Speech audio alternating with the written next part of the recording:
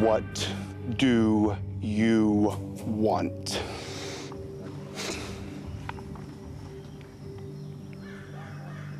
To be a Jedi.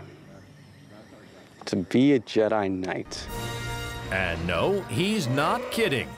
With the release of Solo, a Star Wars story, fans of the sci-fi saga are once again treated to the world of the Force. Some devotees have taken this concept to a whole new level. Jedi-ism is an applied religious philosophy that's inspired by the fictional Jedi Knights of the Star Wars film series.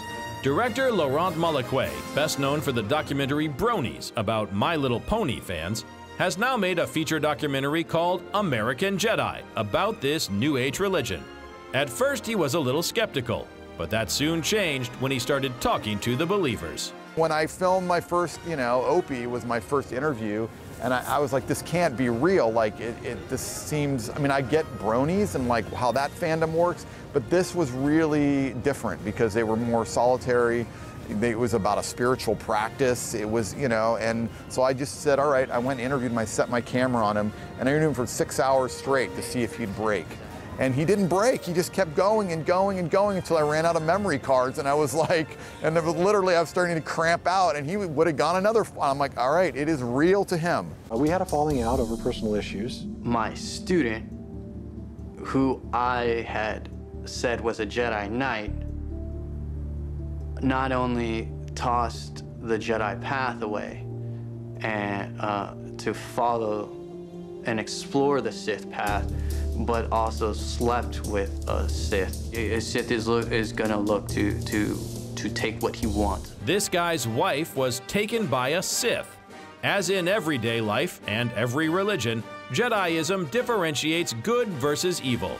In this case, it's Jedi Knights and Siths. But what makes you become either a Jedi or a Sith? Embracing any sort of situation of adversity, the first thing you need to do is accept it fully, which is something that I found challenging, and the next thing after you accept it is just, come to terms with how you feel about it in an honest way. Like, that did happen.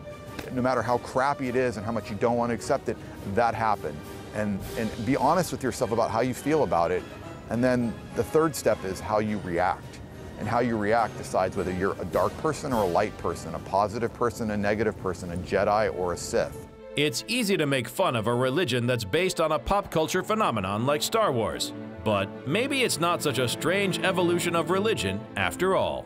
I think it's a perfect storm. I think now because people are turning away from organized religion, and it's sort of like that crossing where people that grew up in organized religion sort of fell out of it because we're living in the modern world where religion, like, less and less is applying to modern culture, but yet there's that void, that hole. And what made sense, at least the people that live in the world of my documentary, is that they needed something to replace that, something to go to in time of crisis, when they were having a personal meltdown and their faith didn't apply to that situation. People that don't want to hide in the shadows of, being outcasts in the religions in which they were once felt like it was an important thing to them, and now it's like they're marginalized. So they found Jedi-ism, which just has like these fundamental core true beliefs that they can get behind, and it's accepting.